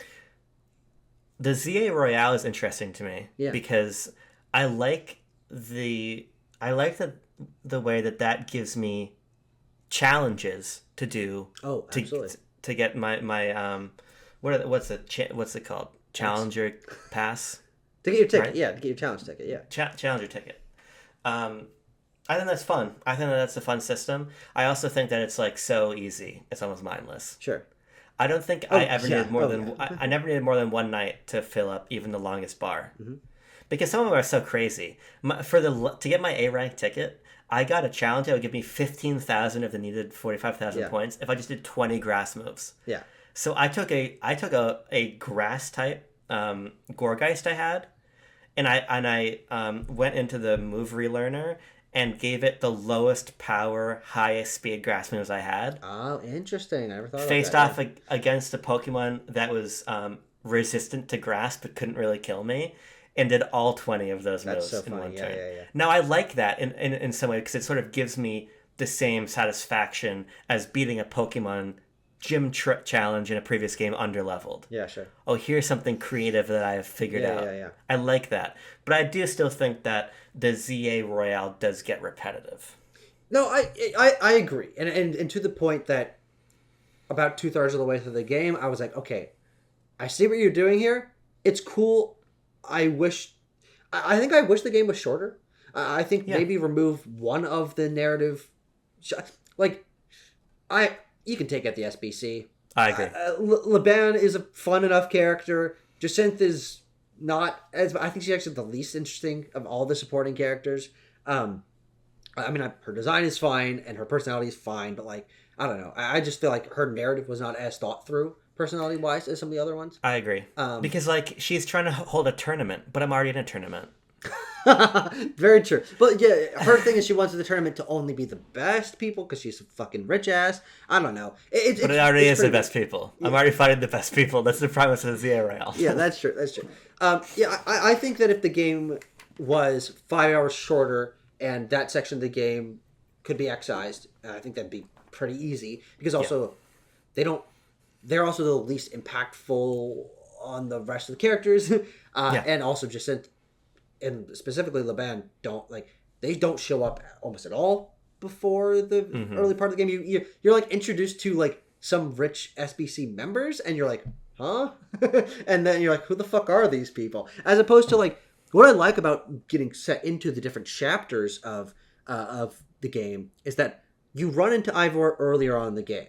You run into Naveen will talk about his fandom for Canary early on in the game, so you have this set in the back of your mind of, I'm going to understand this eventually. Totally. SBC is not as well established, but okay, to the ZRL.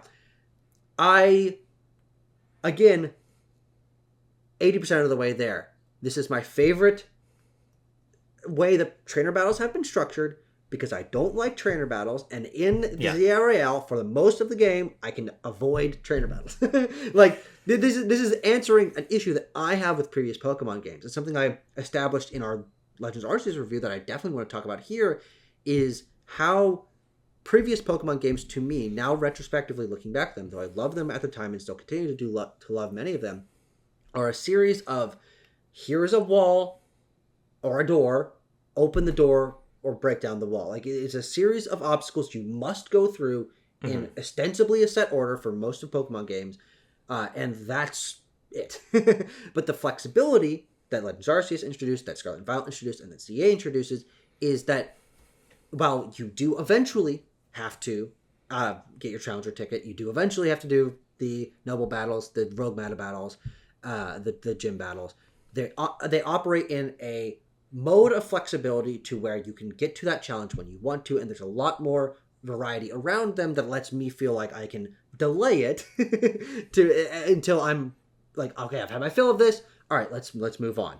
And the ZRL, especially because it excises trainer battles from the rest of the game and plops them into, specifically blocked off red zones, which is neither here nor there. I don't really care too much about that. I don't really.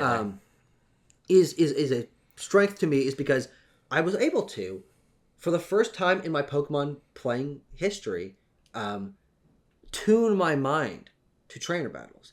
Whereas in previous Pokemon games, the reason I'm enjoying Pokemon games is I'm skipping around on Route 3 and I'm like, oh boy, I can't wait to see a Lotad, and then I'm going to be able to put it in my party, level it up a little bit.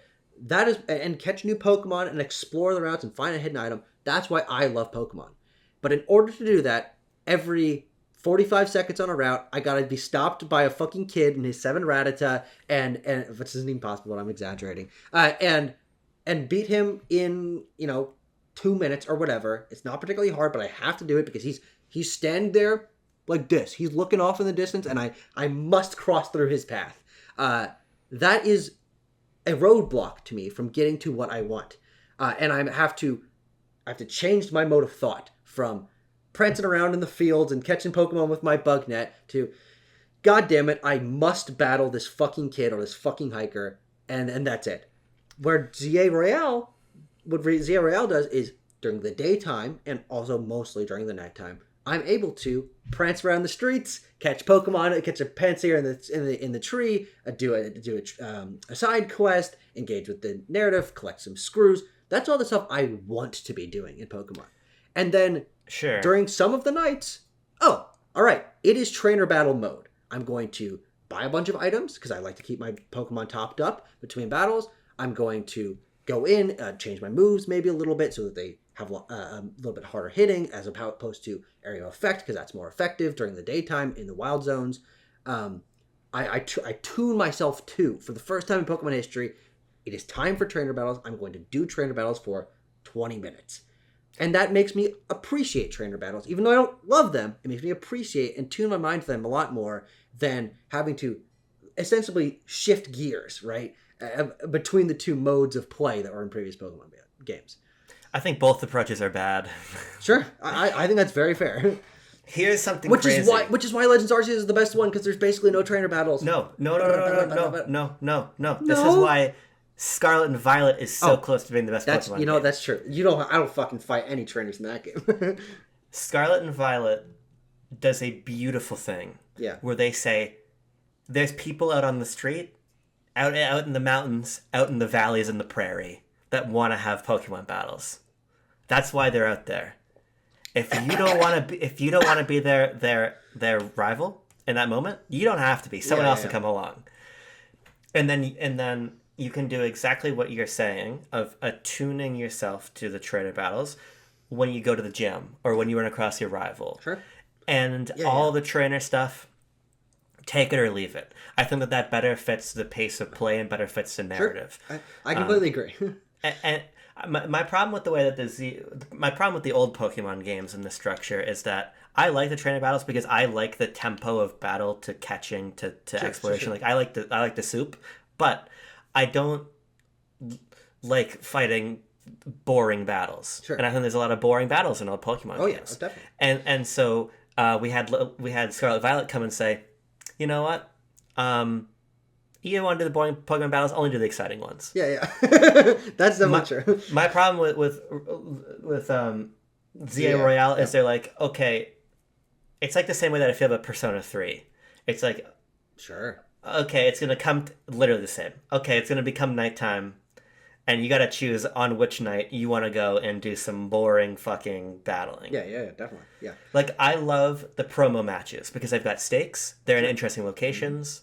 And there's like a sense of drama to them. Yeah. I think that the only fun of the ZA Royale is what I was saying before, is the metagaming of how can I get the tickets the fastest. Sure. And then how many battles can I beat in a night to get the most money at the end? Yeah, I like that structure where you collect the little things on the ground and then it like multiplies it the more trainers you beat. That's pretty cool. I like that, but then this is where Persona 3 takes the cake. Because you play Persona 3, you're in your little fucking dorm at night with the other people. By the way, this whole thing assumes the person watching this has played Persona 3. If not, I don't know. Go look it up. You talk to your friend like, okay, tonight we're going to Tartarus. If you don't want to go to Tartarus at night, whatever. Do something else for the night. Yeah. Now, I understand that it's the same in this game, but I still have to watch the battle zone get constructed. Yeah. I still have to watch a battle zone end and get told that I got no goal. Yeah, true. Even when you didn't engage with it, because I didn't want to engage with it. I think the game structurally has an interesting relationship to time because it has a day-night cycle, but you can largely omit it. You can abstain from it by sitting on a bench or whatever. And the activities in day and night, obviously, the battle arena shows up. But if you don't want to do that, it's basically the same as during the day. You can still do most of the quests during the day. There's not really that quests that show up specifically at night. All you really get is a opportunity to catch like the 1 or 2 Pokemon per wild zone that only show up at night. And again, to the point of a limited regional dex, it was like, okay, I'm going to visit any given place for one night. And then I'm never going to need to come back to them during the night. Yeah. Because I already fucking caught all the Pokemon. Yeah, I just think that, like, I don't feel like the game makes me make choices that respond to the time pressure. I agree, and I wish that they did a little bit more. Sure. Or they didn't have such a stratified, this is the day, this is the night. Because, let's invoke the best Pokemon game ever made, Scarlet and Violet. Yeah. Day and night passes, and it's just a fact of life. Yeah. And, you're going to find some different Pokemon, but you're just out in the world and it passes. Yeah. But here, because they attempt to segment the day and the night, it's almost like they want me to be doing one thing a day and one thing at night. I agree, yeah. But I don't need to do the ZA Royale every night. For most of it, yeah. I need to do it one night per promo match. Yes. Which is like once per in-game week, ostensibly. Right. And so, again, I like there's just all of these things that, to me, feel like the game had, again, great ideas. The execution for me is just not quite there. No, I totally agree. Yeah, and that is... It's interesting that we come at this from two different positions, which is you are actually a very big fan of, historically, Pokemon trainer battles and the battle system and the strategy that comes from that and the pacing, as you were saying, going back and forth, which is very valid. And I think that's probably the majority of people who play Pokemon is enjoying the thrill and strategy of battles and the more chill exploration of going around the map. Yeah. The position that I take is that I've never enjoyed Pokemon battles, even wild battles are maybe even less interesting than trainer battles, but at least in wild battles, I have the option to catch the Pokemon, which is ultimately what I want to do. Sure. And where Legends Arceus and ZA are even a step up from Scarlet and Violet, in my opinion, is they obviously ZA makes, for me, the battles better because they're active. I would much rather engage with that. But it also makes the catching active. Which I think is the best innovation that the series has ever had. The idea of sneaking up behind a Pokemon, hiding in the tall grass, choosing the ball, attacking from the behind, and another step of this game. Because I think another thing I want to talk about is the little changes to Pokemon that this game makes that are experientially very, very cool for longtime fans.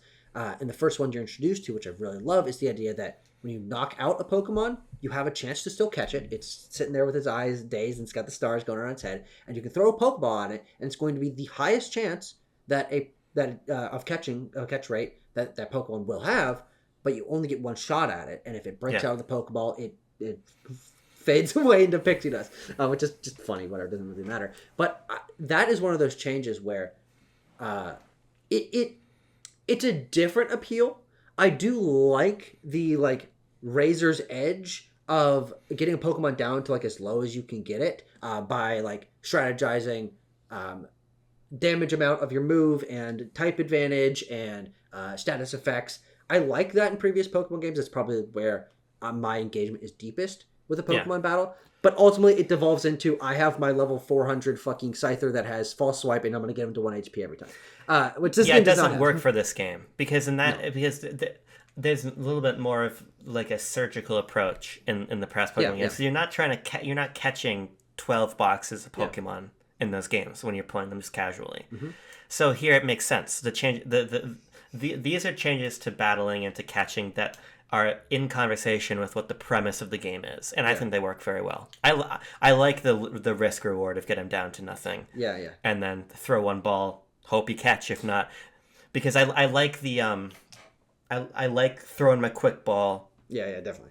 Broke out of the quick ball. Yeah. Man, all right, I'm going to come in here, I'm going to slam him in one hit with something. Yeah. I got one shot with the Ultra Ball. Can I do it? Maybe or maybe not. It's a good drama. It's good drama to the catching.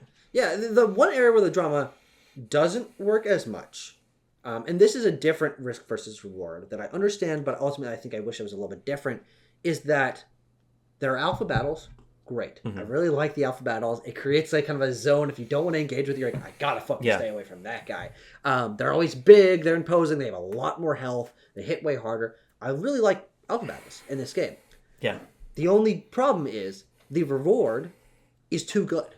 That once you get an alpha Pokemon down to 0, you will catch it every single fucking time if you use an Ultra Ball. Like 95% of the time. The catch rate is way too high to where I ended up getting like basically every alpha.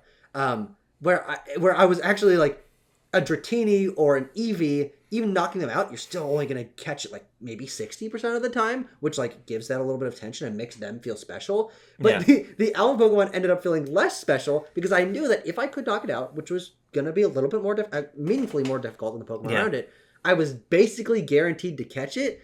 That was like, I wish the alpha Pokemon were a little bit tougher, where I wouldn't want to go back and rebattle them a few times because I'm not guaranteed to catch it. Yeah, that's fair enough. I think I didn't really end up affecting my experience just because I felt like there was a meaningful, even if not a meaningful challenge, a meaningful sense of consequence to engaging an alpha. Yeah. And so when I whittled one down and I defeated it and I was almost guaranteed to catch it, I kind of felt like that was kind of my reward for... Sure. No, of course. For getting it. It's a different risk reward, yeah. Yeah. What else do you think we need to touch on? Because I think we've been pretty conclusive here. Yeah, I like the Rogue Mega Battles. I think that there should have been fewer, and I think they should have been more meaningful. I agree. Yeah, I think what this game wants to do is, because there are a good amount of megas, but there aren't a crazy amount of megas. And so what the game wants to do is say, we've got this big batch of like 60 megas. Most of them are going to have major battles with these rogue mega battles that are narratively and you must do them, and they're each going to be differently designed. I understand the desire for that, but I do think that at a certain point what it means is this game has like 40 boss battles. Something's clanking back there. Oh, a garage door. Oh, that's coming home. And having 40 boss battles is too much. It only works for games where the structure is the boss battles, and I don't think that this game, for me, it ended up like another set of 3. But they ended up being really fun. I think that they're designed differently enough. They have a sense of spectacle about them.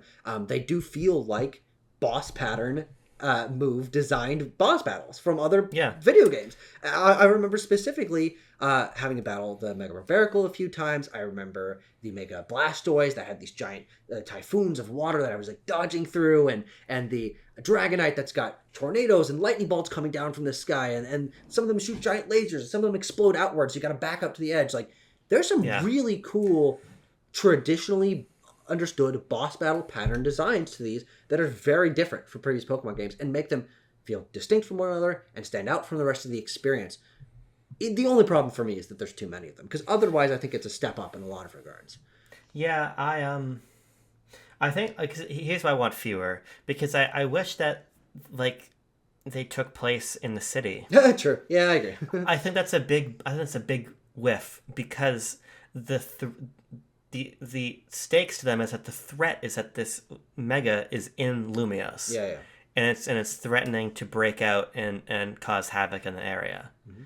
And I appreciate that it would have been way more complicated to try to figure out how to stage one of these battles in a complicated environment. Yeah.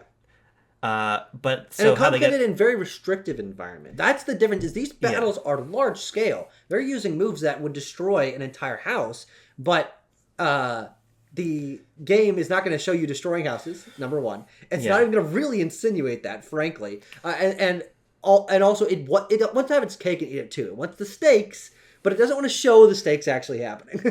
Yeah, and then the result is that you set most of them on roofs to try to give a little bit more justification to why you basically have just like a flat environment.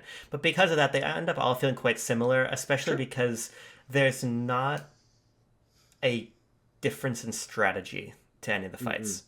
Sure, as to your point, some of the attacks are different insofar as, okay, I gotta dodge in a slightly different fashion. Yeah.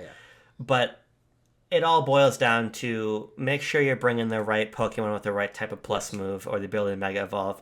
Hit them enough until you can get enough Mega juice to evolve and beat on them for a little while. Again, imagine that like the Starmie is set, the Mega Starmie is set in like in a big open park or on a canal, and it's like zooming along the canal, and there's maybe only certain opportunities to hit it. Sure. Or I need to like maybe make bridges to like get over to it. Sure. Or there's some kind of other dynamic at play here. Yeah. Well, the funny thing about these boss battles is I think they do understand that massive attacks and big health bar it makes for a cool boss battle and makes for something distinct.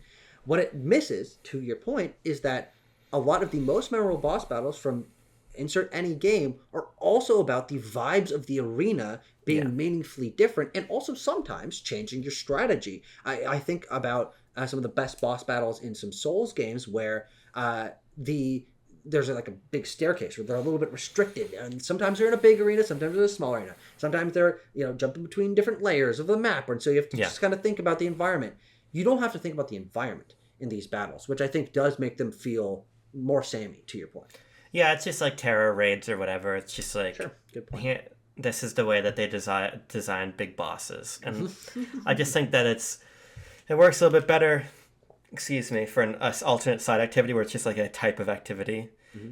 But here it's like a core narrative beat. But what it means is that there's like, 3 or 4 sets of main story missions that are just like the same thing. Yeah. So I think that's a little hit or miss, but yeah, and it's one of those things where you can see what they're going for. There are definitely elements to it that are more thoughtfully designed and interestingly designed than previous Pokemon battles. I think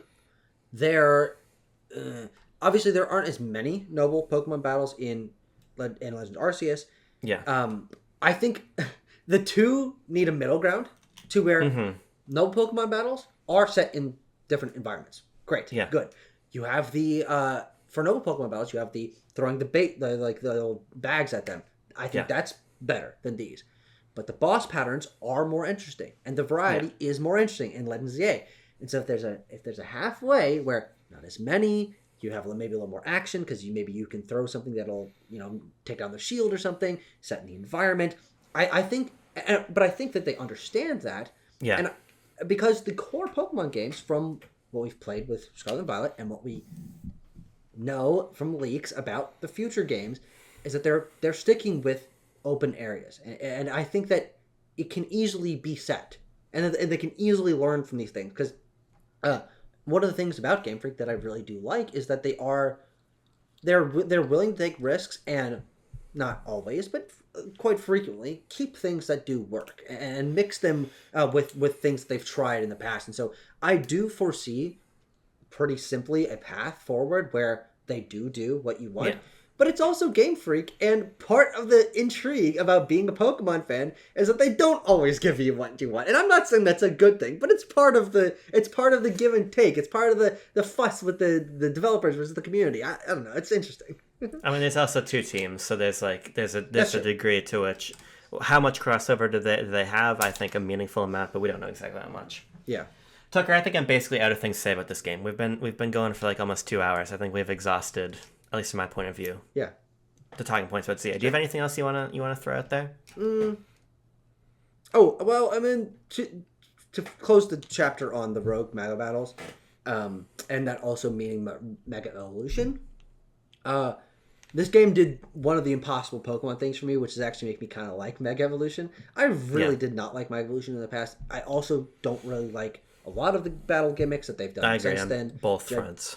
Gigantamax is stupid, and Terra types are also stupid.